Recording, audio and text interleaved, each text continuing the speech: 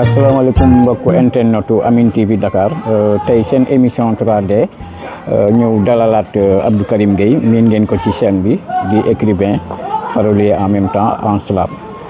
ñu war a waxtaan ak moom ci actualité internationale et nationale. ca États-Unis muy capture président Venezuela Abdou Karim Gueye ginnaaw boo nuyoo ak mbokku internet yi lii xew Venezuela boo ci doon def jàngat lan nga mën a wax ci loolu. waaw waaleykum salaam wa rahmatullahi taala wa barakaatuhu yéen mbokku téléspectateur ak téléspectateur su Amine TV Dakar comme niñ ko baaxoo di def saa su ne ñu ngi leen di nuyu di leen ziar di leen jox yéen ñëpp seen wàccuwaay di kontaan trop ñëwaat fii si beneen émission boo xam ni déglu dégg waaw comme niñ ko defee woon la fois passée di leen nuyu di leen ziar encore une fois pour ñëw ci sa question bi dañuy wax ne actualité la boo xam ni actuellement franchement mu ngi défrayer la chronique à travers monde bi yëpp parce que dañu gis ni président États-Unis di Donald Trump dafa jël initiative personnelle boo xam ni mu déchoir président boo xam ni il a été démocratiquement élu muy Nicolás Maduro muy président Venezuela. loolu nag njàngat yiñ ci mën a def bëri na parce que ku xam États-Unis xam ni réew la boo xam ni ci wàllu domination ak wàllu imposer loi du plus fort je crois que képp ku xam histoire u àdduna xam nga ni réew moomu lu mu baaxoo def la dafay tane rek léeg-léeg ñu am ay président démocrate yu ñëw xaw a defal tuuti def jàmm mais républicains yi moom képp ku leen xam nañu seen programme yëpp ci pétrole la tegu ak ci guerre Donald Trump nag ñaari objectif la bëggoon atteindre à travers li mu def Nicolás Maduro premier objectif bi mooy que ni revanche personnelle la jël ci moom su ma nee revanche personnelle damay dellu ci premier mandat bi nga xam ni jéemoon na jàppale benn candidat opposition bu ñu doon tuddee Juan Guaidó benn activiste la woon boo xam ni dañ dem élection Maduro gagné ñu contesté résultat yi États-Unis ak Union européenne ak yeneen dëkku tubaab yëpp déclaré ko vainqueur ba commencé woon ko jàppale def nañ propagande à l'époque def nañ lépp lu ñu mën mais Nicolás Maduro daanuwul woon loolu mu nekkoon une pilule à travers la gorge boo xam ne denc nañ ko parce que tubaab ku ko xam ne nit ku rëy la mu nekkoon nakar boo xam ne denc nañ ko seen xol Trump bi mu ñëwee ci deuxième mandat nag yéene boobu mu amoon ci premier mandat jële fa Maduro teg ko Juan Guaidó loolu je crois que loo xam ne la daf ko dencoon ci xolam te bëggoon na ko mottali moo tax ma ni double objectif la te première bi moo nekk noonu deuxième objectif bi nag képp ku xam États-Unis xam ni puissance am mu ngi ko fondé ci pétrole li ñu tuddee l'or noir te or noir boobu Venezuela réserve yi gën a mag ci àdduna bi moo ko yor on parle de 17% des réserves mondiales fi mu nekk ñu bëri boo waxee affaire pétrole jàpp nañ ni pays du Golfe Arabie Saoudite Émirats arabes Iran ñoo yor réserve yi gën a mag mais dañu juum réserve yi gën a mag dëkk bi ëpp ay réserve pétrole actuellement ci àdduna bi Venezuela 17% réserve mondiale yi la yor te comme Trump moom businessman la théorie boobu mu nga xam ne moom lay dund muy MAGA mooy make America great again maanaam delloo Amérique rëyaayam bi mu amoon démb puissance am bi mu amoon démb te loolu mu ngi ko bëgg a forcer imposer ko à travers relation yi mu am ak yeneen dëkk yi gis nañ fi guerre commerciale bi mu fi ubbi woon temps yi diggantam ak Chine diggantam ak pays européens yi yokku tarif douanier yi ci taux yoo xam ni du ko négocier day ñëw rek aj ko fu mu ko neex ku bañ mu sanctionné la ñëpp gis nañ la mu ci def ak li mu indi ci crise ci wàllu économie mondiale tey nag dem na Venezuela def na fa opération boobu du jamais vu pour les autres pays européens peut-être mais États-Unis moom xam nañ ni loolu baaxoon na ko def parce que général Noriega bi nekkoon Panama lu mel ni daloon na ko mais Maduro moom il pouvait s'attendre à ce que tamit lii dal ko parce que depuis bi ñu nommé femme boobu Carolina Machado bi ñu ko nommé prix Nobel de la paix mu dem Oslo jëli ko dafa waxoon ne li mu gën a bëgg mooy Maduro daanu mébét la boo xam ne gars yi mottalil nañ ko tey à travers li am barki démb dëkk yi ci àdduna bi yëpp di ko ñaawlu mu nekk loo xam ne tamit mën nañ ci am beneen lecture bu gën a xóot parce que États-Unis Israël ak dëkk tubaab yi gis nañ ni fi mu nekk ni seen mébét bi gën a rëy tamit mooy songu république Iran te Iran boo ko songee zone Moyen-Orient bi bu déstabilisé wu surtout détroit de Bab el-Mandeb fi nga xam ni 25% commerce mondial fa lay jaar bu déstabilisation amee foofu pétrole bi dootul jóge foofu di dem Europe pour anticiper événement boobu nga xam ne ñoom mébét nañ ko seen xol parce que bu mu leen bett fii ak ay weer ngeen dégg ni song nañ Iran loolu nag balaa États-Unis di ko def dafay protéger arrière am ba pare ci wàllu pétrole te Venezuela bi bokk na ci li ko mën a dimbali ci loolu mu nekk beneen lecture boo xam ne mën nañ ko bàyyi xel tamit parce que ci géopolitique la ñu nekk actuellement carte adduna bi la ñu nekk di redessiner à travers actes ñuy posé léeg-léeg nit ñi dinañ la wax ay affaire de droit international dëkk warul attaquer dëkk ainsi de suite mais c'est mal connaître l'idéologie occidentale l'expansionnisme des Américains ñi nga xam ni ñoom ils ont toujours fondé leur puissance ci dem noot beneen dëkk imposer ko loi du plus fort lépp lu ñu fa bëgg a def ñu def ko Trump nag ñëpp xam nañ ni businessman la koppar xaalis moo ko intéressé te comme mooy le président du pays le plus puissant du monde ci puissance boobu lay basé wu pour li nga xam ni mën na ko dugal ci Amérique ci wàllu xaalis mu def ko te je crois que buñ ko seetaanee dina ko atteindre loolu laa amoon may wax ci question boobu dans un premier temps. su ma la déggee mu mel ni États-Unis dañoo jëm ci yoonu chuté maanaam daanu. ndax li ñu dépensé ci alal ci guerre Ukraine bi ak Russie bëri na bëri boo xam ne fi mu toll nii ñoom te seen pétrole ñoom am nañ pétrole réserve mais pétrole bi réserve pour des futures générations la. mu mel ni kon li mu nekk di bëgg a dérouler nii su ma la déggee mooy jéem a fexe ba attaquer Venezuela comme ni nga ko waxee sànq. mais li ma ci jaaxal mooy dafa am beneen déclaration bu mu def après attaque bi muy 5 pays yi nga xam ni moom mooy sous région bi lu mel ni Sénégal Mauritanie Burkina Niger ak yu demee noonu ne dafa pare pour jàppale leen ci wàllu économie pour ñu développer loolu teeyul sa xel ndax loolu ñoom ku mel ni suñu réew mi ay Ousmane Sonko ak Ibrahima Baba kii président Nigéria bi est-ce que jàpp nga ne dinañ nangu loolu xam nga li ñuy wax léegi moom li mooy li ma la wax ni géopolitique la géopolitique dafay aju ci wàllu relation boo xam ni maanaam ay intérêt la yooyu tissé moom xam na ni depuis coup d'état yi nga xam ni moo amoon Niger am Burkina am Mali Occident dafa xaw a ñàkk terrain ci Afrique de l'Ouest Afrique subsaharienne léegi nag comme Afrique boobu dafa regorger de ressources naturelles dafa regorger de ressources minières yi nga xam ne ñoom dañ ko soxla ci wàllu développement technologique États-Unis képp ku xam Trump ba mu faloo ba léegi ay affaire de terres rares lay wax ay affaire de pétrole affaire de or te suñu dëkk yi dañu am richesse ci côté boobu te comme sentir na ni français yi ñàkk nañ terrain fii façon la boo xam ni da leen ciy jéem a séduire pour mën a gagner seen confiance tiise ak ñoom relation yoo xam ni dina ko jariñ moo tax bi Russie defee intervention Mali ñoom ñu ko doon dénoncer parce que fépp fu Russie nekk rek États-Unis jàpp na ne ay intérêt da koy ñàkk foofu suñuy réew yi nag bon amuñu doole si wàllu géopolitique internationale c'est des pays yoo xam ne jusqu'à présent dañuy subir domination Occident ci biir loolu am nañ ay révolutionnaires yoo xam ne ñëw nañ au pouvoir mais amaguñu assez de force pour mën a matérialiser seen révolution boobu seen souveraineté boobu moo tax il serait intéressant wala il serait intelligent de la part de nos dirigeants tamit ñu xam loolu xam ne gaa bëgg nañ def révolution mais est-ce que pare nañ est-ce que l'heure est propice pour jéem a wañ loxo tubaab yi je ne pense pas je crois que li ñu war mooy stratégie bi mag ñi amoon ñoom Alaaji Malick Sëñ Touba Baye Niass ak yooyu stratégie boobu ñu amoon jamono colonisation naxanteeg tubaab yi ba teg fi li nga xam ne moom lañ fi teg ci wàllu diine te deñul je crois que ñun tamit suñuy leader politique de la dernière génération war nañ mën a copier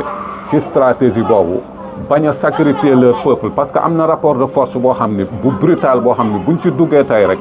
dinañ ñu teg loo xam ni peuple bi du ko attan ñëpp bëgg nañ souveraineté ñëpp bëgg nañ indépendance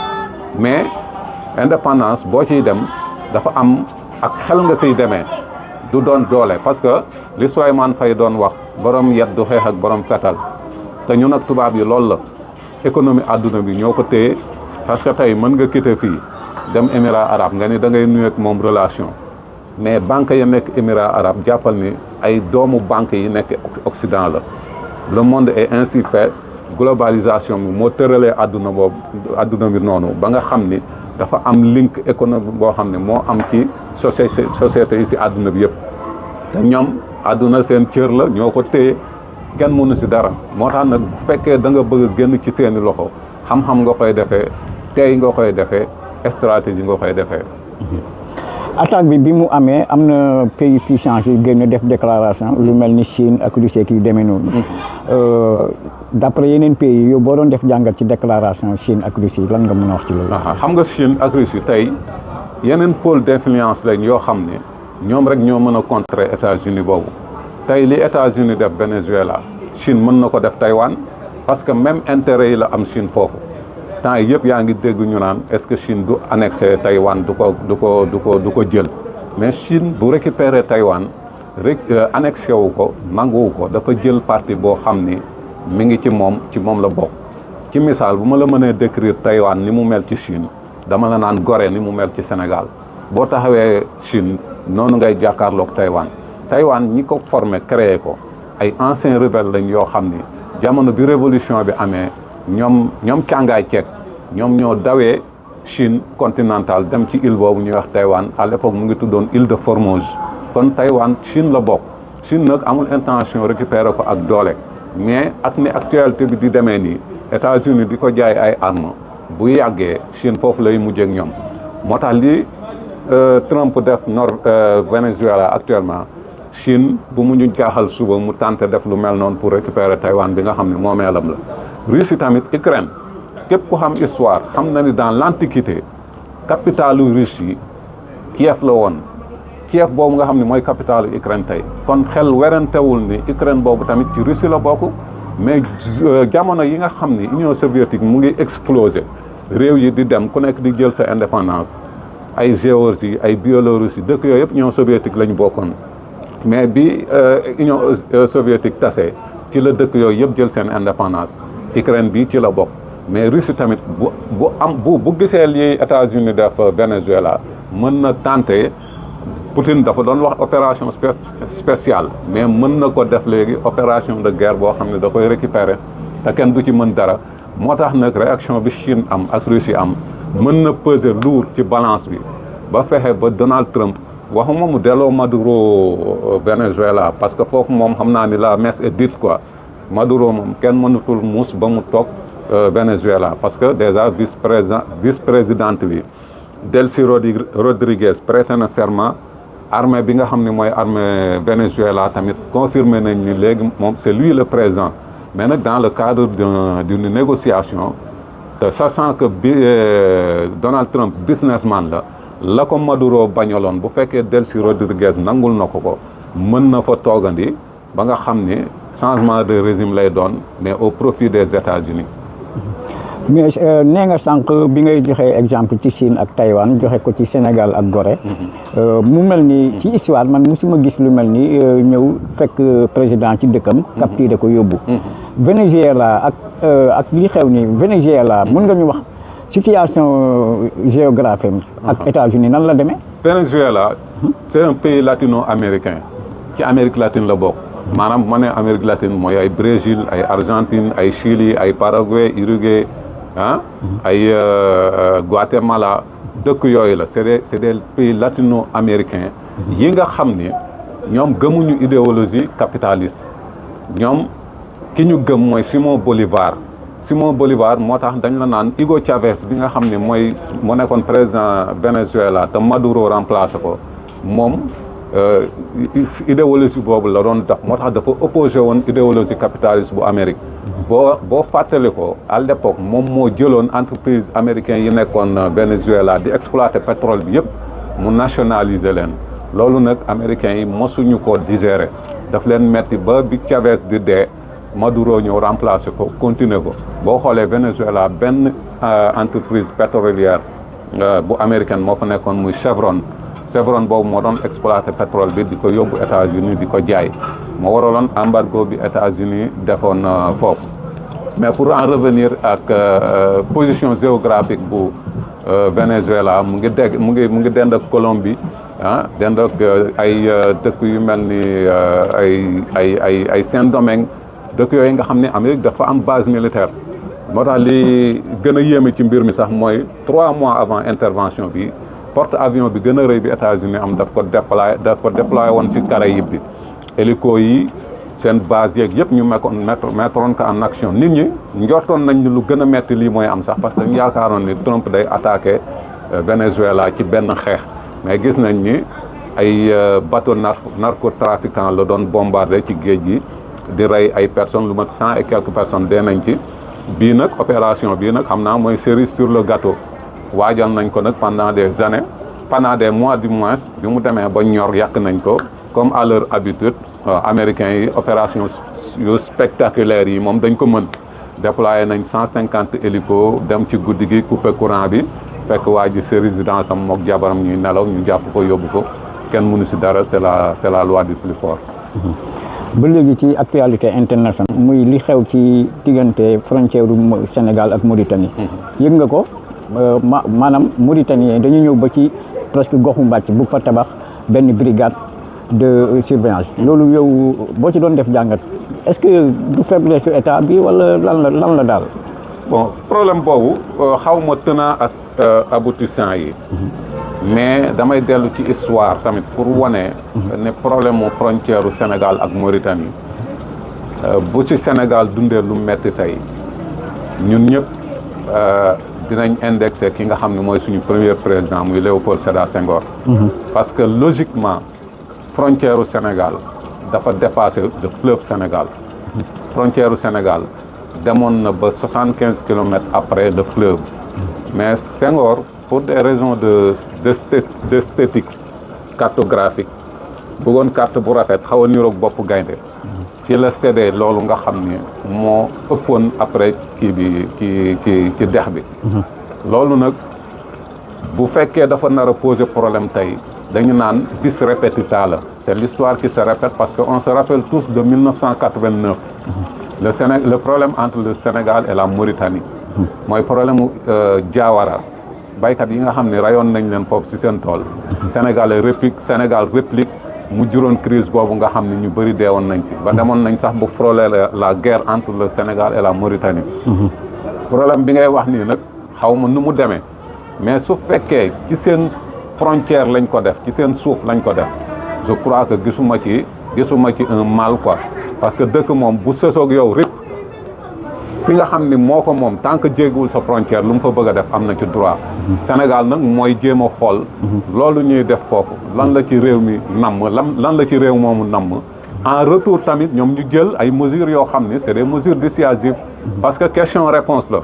politique moo demee noonu géopolitique moo demee noonu moo tax benn instant tout le temps yow da ngay jouer carte sur table par rapport ak acte yi nga xam ni moom la sa ennemi di jouer ngay réfléchir par rapport tamit ak solution yi nga xam ne boo ko tegee ëllëg dara du la ci bett. je crois que tamit suñuy dirigeant war nañ mën a xariñ ci loolu parce que actuellement le problème des frontières dafa garaaw ci àdduna bi tey boo xoolee crise bi am entre Cambodge ak Thaïlande problème frontière la depuis les indépendances ñaari dëkk yooyu ñu ngi xiiroo ŋaayoo ci ay quelques kilomètres yoo xam ne kii nee na maa ko moom kii nee na maa ko moom moo tax nag dès lors que tracé nañ frontières yi ñun am nañ chance ñun ak Mauritanie waratul mën a poser problème parce que géej dex bi moo dox suñu diggante boor bi ñun la boor bi la ñoom la léegi nag ku nekk respecté li mu moom comme ça du ñu am problème waaw ba ñu jeexale dugg ci biir réew mi duñ bàyyi tey waxuñu ci campagne agricole mu mel ni depuis 1980 bi léegi béykat yi dañuy jànkuwante ak chaque campagne bi problème yu mel nii loolu boo ci doon joxe gis-gis ak problème bu pour lu ko mën a saafara lan nga mën a wax ci loolu noonu xam nga problème mu bay bi Sénégal je crois que du ay mesures conjoncturelles moo koy régler il faut des mesures structurelles yoo xam ne ça rentre dans le long terme mbayum Sénégal waruñu ko dépendre dans un premier temps ci 3 mois d'hivernage bay mu amul ambition mooy dépendre ci ñetti weeru hivernage yoo xam ne taw bi léegi normalatul je crois que ci politique bi nga xam ne nouvelle autorité yi am nañ ko ci modernisation agriculture création des coopératives agricoles dinañ dem ba nga xam ne baykat bi nawet bu jotee sax dafay jël congé dootul bay mais bay en temps normal 9 mois sur 12 loolu war na mën a nekk parce que Sénégal am na suuf su baax am na ndox bu bëri na état bi mettre en œuvre moyens yi nga xam ne ñoom la baykat yi soxla ñu mën a industrialiser l'agriculture ba nga xam ne yow li nga cay am dina bëri boo xam ne 3 mois d'hivernage bu jotee da nga naan damay reposer wu damay noppalu comme loolu amagul nag ñetti weer yi la ñu am yaakaar ko ci taw bay gerte bay dugub bay mboq gerte bi ngalla buñ ko récolté état bi war na mën a subventionné ba fu ñu waroon jëndee kilo bi 300 ñoom ñu teg ci 200 baykat yi am ci 500 parce que tamit il faut que ñoom ñu dundee li nga xam ne mooy seen activité man foogoon naa ni bu régime bi ñëwee problème yooyu jeex na parce que bay ba nawet bi jeex nga dékk sa kii gerte sol ko ci saaku di xaar pour ñu jënduñu ko loolu dafa metti parce que à terme bu yàggee yow benn solution ngay am mooy nga bazarder sa produit bazarder sa récolte te loolu musiba la ci monde rural léegi solution bi ma entrevoir mooy que ni comme que redynamiser nañu Sonacos ba léegi jëlaat na beneen envol boo xam ni gerte bi ñuy bay Sénégal yëpp buñ ko joxoon mooy Sonacos war na ko mën a jënd te Sénégal soxla na loolu parce que huile de qualité bi nga xam ni mooy jóge ci gerte avant ñu koy génnee à l'extérieur doomu Sénégal moo si gënoon yey kon Sonacos moom kese waroon na mën a jënd gerte bi ñuy bay Sénégal yëpp comme ça mu dooleel baykat yi de deux Sonacos boobu tamit rôle am waratul yem ci segg gerte kese Sonacos comme ni ko sam benn xarit doon waxee keroog docteur Moustapha Sy war nañ ko mën a impliquer mu dugg ci defarum chocolat sénégalais da koy consommer tubaab bi dañ koy consommer te matière bi ñu koy defaree mooy cacao ak gerte boo importé cacao bi Côte d'Ivoire nga jël sa gerte transformé ko def ko chocolat plus-value la c'est un plus à gagner boo xam ne Sonacos dina ci gis boppam Sénégal dina ci gis boppam baykat dañ ci gis seen bopp affaire yi daal volonté politique la laaj mu mel ni chinois yi sax boo gisee ñu mën a jënd gerte gi 500 francs parce que ñoom yemuñu rek ci defar diwlin mais comme ni nga ko waxee dañuy defar chocolat dañuy defar lépp loo xam ne nii lu aju ci wàllu comme ni nga ko waxee sànq maanaam gerte gi dara duñ ko ci sànni lépp la ñuy soxla loolu mu mel ni loolu dañu war a fexe ba Sonacos tam ñu yokk dooleem ba fexe comme ni nga ko waxee muy defar chocolat di defar lépp loo xam ne nii du diwlin kese daal bu ko defee béykat bi au lieu que man sama point de vue dama gis ne sax béykat bi waroon na mun a comme ni nga ko waxee sànq bu récolté ba gerte gi pare Sonacos ñëw jënd lépp wala chambre de commerce wala ñoom ñoo xool nan la ñuy fexe ba gerte gi kenn dootu ko yóbbu ci ay luuma di jaay ñu fexe ba jënd lépp bu ko defee keneen kuy jëndati gerte sax bu fekkee Sonacos moo jënd wala chambre de commerce beneen chinois bu soxlaa gerte ci ñooñu ngay dem ñu jënd fa gerte mais dootoo dem ci luuma yi ñii di jënd ay 200 ñii di jënd ay 250 absolument loolu tam vraiment man jàpp naa ne solution loolu daal mooy idée bi mooy que ni Sonacos dafa war a nekk benn sentinelle buy protéger cultivateurs yi, buy protéger ñi nga xam ne ñooy bay gerte. Sonatel moo war a nekk seen ñi ñu naan seen ndey bi nga xam ne moo leen war a protéger. Rôle boobu rek la mën a jouer pour que baykat yi gis seen bopp ci seen li ñuy yëngatu. yan kàddu ngay wax mbokk téléspectateurs yi lay seetaan ci émission 3D. waaw comme d'habitude rek. Sénégal suñu Sénégal la. lépp lu koy defar rek war nañ ci jàpp. coow li mën na bëri xiiroo bi ngaayoo bi mën na bëri mais ñun ñëpp ñoo bokk benn objectif mooy que Sénégal jóge ci statut de pays sous-développé dem ci statut de pays développé. te loolu li ñu koy may mooy l'union des cœurs. li ñu koy may mooy jàppal ma jàpp li ñu koy may mooy doon benn bokk ndey bokk bàyyi. yal nañu ko yàlla defal